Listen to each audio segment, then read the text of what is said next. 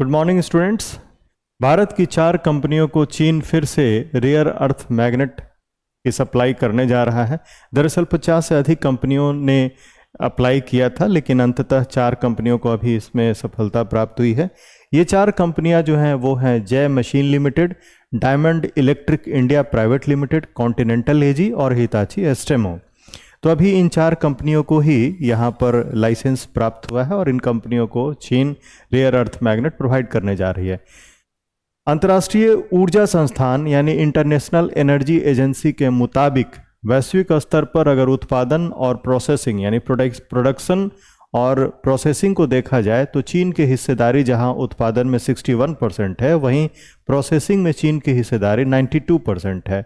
अगर इसको समझा जाए तो इससे ये अर्थ निकलता है कि दुनिया में बहुत सारे ऐसे देश हैं जो उत्पादन करते हैं, जो प्रोडक्शन तो करते हैं रेयर अर्थ मैग्नेट का या एलिमेंट्स का, लेकिन प्रोसेसिंग के लिए वो फिर से चीन में एक्सपोर्ट कर देते हैं और इसके कारण चीन की हिस्सेदारी प्रोसेसिंग में यानी फाइनल प्रोडक्शन के बाद जो सप्लाई है उसमें सर्वाधिक है और वो 92% है। चीन ने अमेरिका के व्यापार नीति में बदलाव के बाद इसे रोक दिया था और बदली हुई परिस्थितियों में, जबकि साउथ कोरिया में अभी चीन और अमेरिका के बीच में डिस्कशन हुआ है और कुछ रिलैक्सेशन दोनों देशों ने एक दूसरे को देने का निर्णय लिया है, उस परिस्थिति में फिर से इसे शुरू किया गया है। अगर इसे देखा जाए तो चीन इसे अपने डिप्लोमेटिक टूल के रूप में भी यूज़ करता रहा है। अब चूंकि रेयर अर्थ मैग्नेट का आज के कॉन्टेक्स्ट में बहुत अधिक यूज़ है, यूटिलिटी बहुत अधिक है और चीन का इसके सप्लाई में एक अधिकार है, मोनोपोली है, इसलिए चीन इसका उपयोग करने में सक्षम है। चाइना अपनी फॉरेन पॉलिसी में रेयर अर्थ मैग्नेट को यूज करता रहा है। इसके पहले 2010 में जापान के साथ इसका एरिया डिस्प्यूट हुआ था, जहां समुद्री क्षेत्र में कुछ विवाद हुआ था। वैसी परिस्थिति में अचानक से चीन ने रेयर अर्थ मैग्नेट की सप्लाई जापान को रोक दी थी और उसका असर पड़ा था और जापान को बैक ट्रैक करना पड़ा था, पीछे हटना पड़ा था।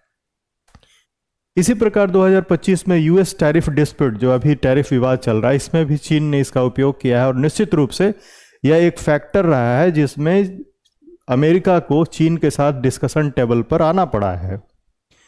रेयर अर्थ मैग्नेट दरअसल होते क्या हैं, ये टर्म काफ़ी आ रहा है।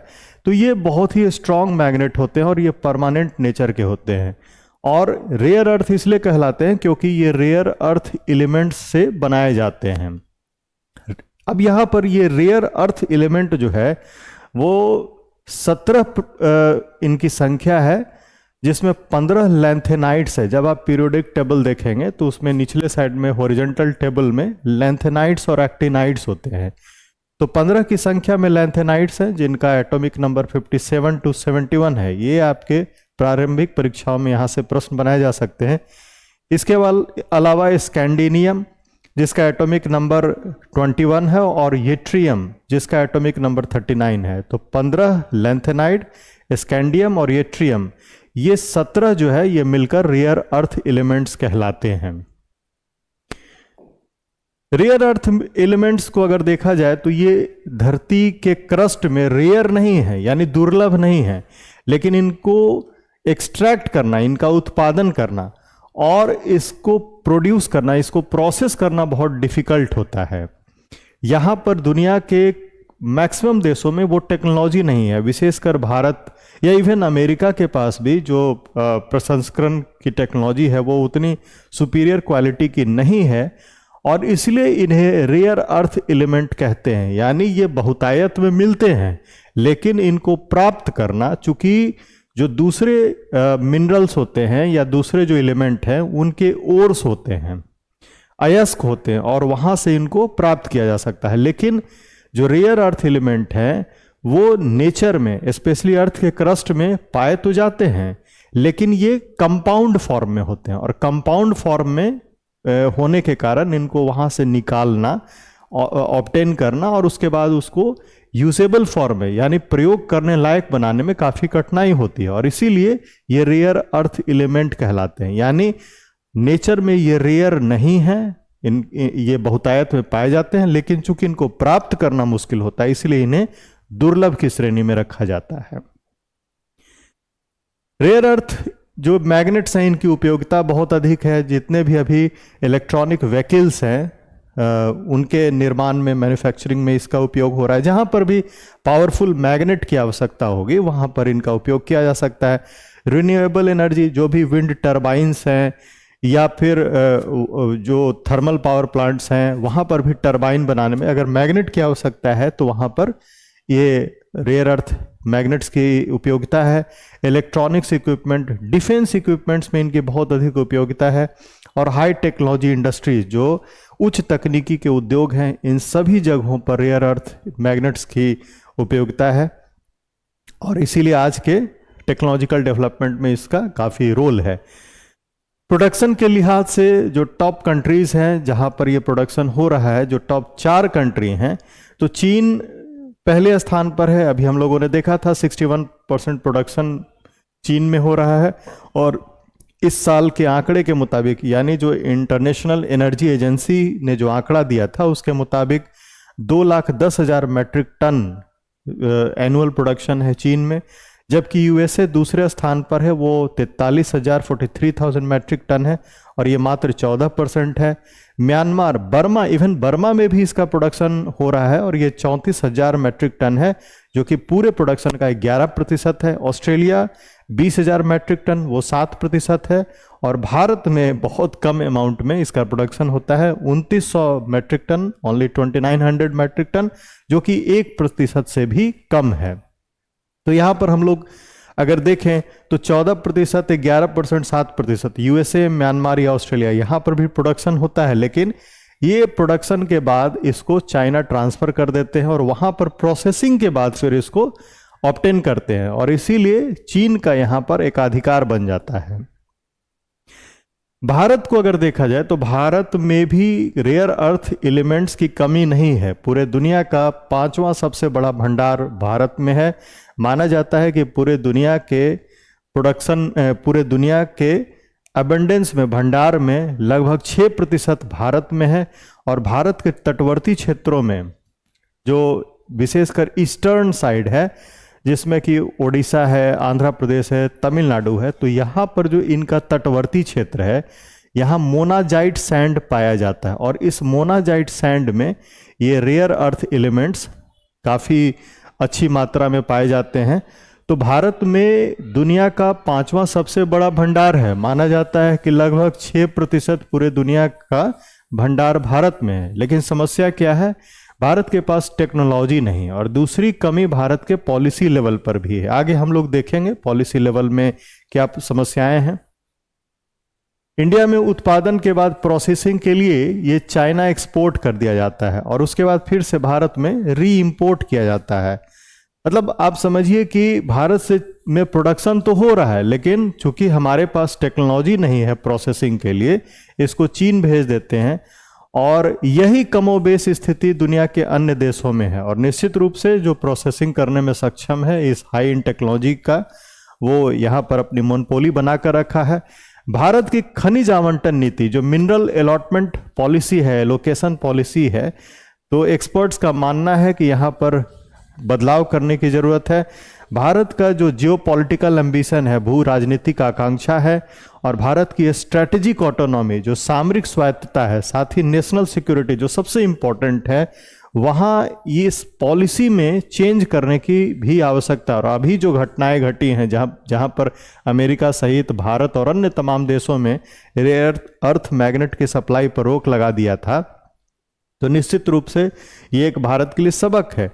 इसको आप बेहतर तरीके से ऐसे समझें कि रसिया से भारत भी तेल की आपूर्ति कर रहा है, इंपोर्ट कर रहा है, और चाइना भी कर रहा है। जहां अमेरिका ने भारत के लिए अपना टैरिफ बैरियर बढ़ा कर रखा है, इस रेयर अर्थ मैग्नेट के कारण, चूंकि चीन का एकाधिकार है और चीन ने अपने, अगर अमेरिका ने टैरिफ रेट बढ़ाया तो चीन ने उसको काउंटर करने के लिए अपना सप्लाई रोक दिया, और इसके कारण अमेरिका को बैक ट्रैक करना पड़ा है, पीछे हटना पड़ा है, डिस्कशन टेबल पे आना पड़ा है। तो निश्चित रूप से जो आज की टेक्नोलॉजी है, जो मिनरल पॉलिसी रही है चीन की, वो आज चीन को मदद पहुंचा रहा है। तो निश्चित रूप से भारत को भी इस दिशा में काम करने की और सोचने की आवश्यकता है। चाइना की दीर्घकालिक रणनीति जो लॉन्ग टर्म स्ट्रेटेजी रही कि वो रेयर अर्थ मैग्नेट का विकास करता रहा, रेयर अर्थ एलिमेंट्स के प्रोसेसिंग पर ध्यान दिया, आज उसको बेनिफिट पहुंचा रहा है। तो जो एक्सट्रैक्शन और प्रोसेसिंग में चीन का मोनोपोली है उसका वो उपयोग कर रहा है। भारत की खनिज आवंटन नीति में एक्सपर्ट्स मानते हैं कि मिनरल के माइनिंग में यानी उनके उत्खनन में तो उपयोग हो रहा है, लेकिन खनिजों की खोज पर, उनके एक्सप्लोरेशन पर ध्यान नहीं दिया जाता है। जबकि दुनिया में जो सफल देश हैं वो सबसे पहले रिसर्च पर ध्यान देते हैं, और भारत को भी यहाँ पर अपना नज़रिया बदलने की ज़रूरत है। भारत को ये प्योर बिजनेस पर्सपेक्टिव से भी सोचने की आवश्यकता है। भारत में एक्सपर्ट्स मानते हैं कि खनिज अन्वेषण जो एक्सप्लोरेशन है वो एक यूनिक बिजनेस पर्सपेक्टिव है, वाणिज्यिक गतिविधि है, और ये खनन यानी माइनिंग से बिल्कुल अलग है। और जो अभी भू राजनीतिक घटनाएं हुई हैं जिसमें जो रशिया से तेल आपूर्ति को लेकर अमेरिका ने टैरिफ को कभी 25 से बढ़ाकर 50% फिर दोगुना करने का बहुत सारी धमकियां और बहुत सारे परेशानियां भी भारत ने झेली हैं, तो वहाँ निश्चित रूप से खनिज के एक्सप्लोरेशन और रिसर्च पर अगर भारत ध्यान देता है तो ये निश्चित बदलाव हो सकता है। नीतिगत बदलाव भारत के लिए सिर्फ आर्थिक सुझाव नहीं है, माना जाता है कि ये सिर्फ एक सजेशन नहीं है, बल्कि ये राष्ट्रीय सुरक्षा के लिए एक स्ट्रेटेजिक कंपल्सन भी है, एक रणनीतिक अनिवार्यता भी है। कुछ सुझाव भी है जो एक्सपर्ट्स के माध्यम से आ रहे हैं कि भारत को सबसे पहले तो जो अपना नीलामी मॉडल है, ऑक्शन मॉडल है, इसको बदलने की आवश्यकता है, और पहले आओ पहले पाओ आवंटन प्रणाली यानी अलॉटमेंट पॉलिसी पर ध्यान, सिस्टम पर ध्यान देना होगा। देखिए इसकी आवश्यकता क्यों है, क्यों भारत को जो ऑक्शन यानी नीलामी प्रणाली है वो बदलकर first come first serve basis पे जाना चाहिए। ये जो रेयर अर्थ एलिमेंट्स हैं इनको एक्सप्लोर करना बहुत मुश्किल है। कई बार जो बिजनेसमैन होते हैं वो अपना पैसा लगाते हैं एक्सप्लोरेशन में, लेकिन उनको वहाँ पर जिस अमाउंट में वो पैसा लगा रहे हैं उस अमाउंट में बेनिफिट नहीं मिलता है, और इसके डर से बहुत सारे जो बिजनेस हाउसेज हैं वो इसमें इन्वेस्ट नहीं करना चाहते हैं।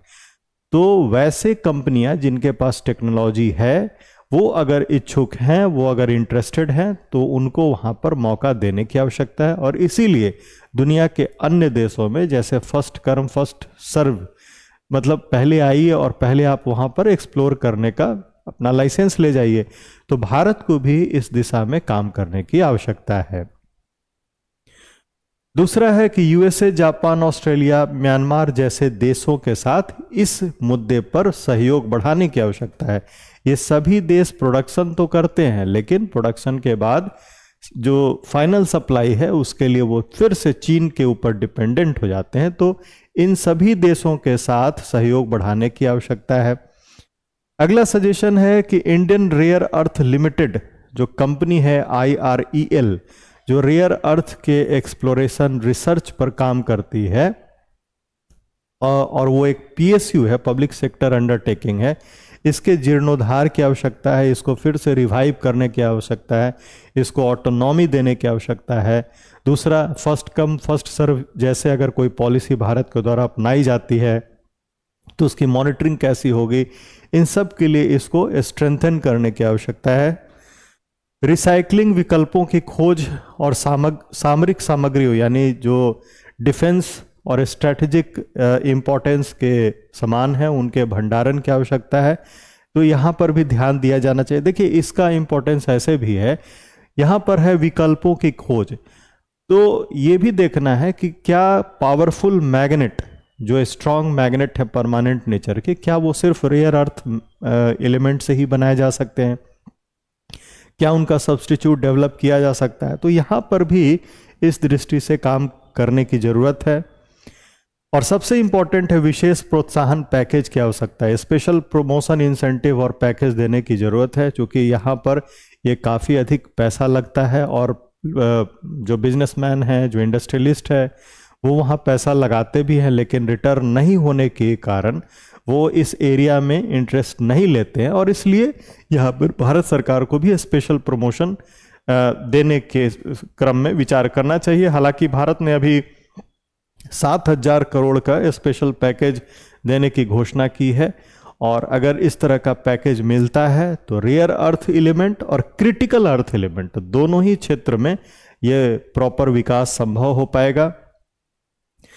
माना जाता है कि अगर खनिज आत्मनिर्भरता भारत प्राप्त करता है तो इसका जो भू राजनीतिक लाभ है, यानी जियो स्ट्रेटेजिक और पॉलिटिकल बेनिफिट है, वो किसी भी प्रकार के राजस्व जो नीलामी से प्राप्त होता है उससे अधिक उपयोगी है। देखिए, मनी हैज़ लिमिटेशन। अगर आप स्ट्रेटेजिकली पावरफुल होना चाहते हैं तो किसी भी कंट्री को अपनी यूटिलिटी बढ़ानी होगी, और टेक्नोलॉजी के माध्यम से, जो रेयर अर्थ एलिमेंट्स हैं उनके माध्यम से ही ये संभव हो पाएगा। तो अगर खनिज के मामले में, विशेषकर इस प्रकार के खनिज के मामले में भारत आत्मनिर्भर बनता है तो ये इन फ्यूचर, नियर फ्यूचर में, निकट भविष्य में भारत को एक भू राजनीतिक स्थिरता देने में संभव हो पाएगा। अगर ये संभव होता है तो विशेष नीतिगत बदलाव और प्रोत्साहन के माध्यम से इसे प्राप्त करने की आवश्यकता है, और अगर ऐसा होता है तो निश्चित रूप से भारत का जो आत्मनिर्भर भारत बनने का सपना है, इसे प्राप्त करने में आसानी होगी। तो ये रेयर अर्थ, मैग्नेट और एलिमेंट से संबंधित डिस्कशन था। मुझे उम्मीद है कि आपको ये डिस्कशन यूजफुल लगा होगा, ये परीक्षाओं के लिए काफ़ी उपयोगी है।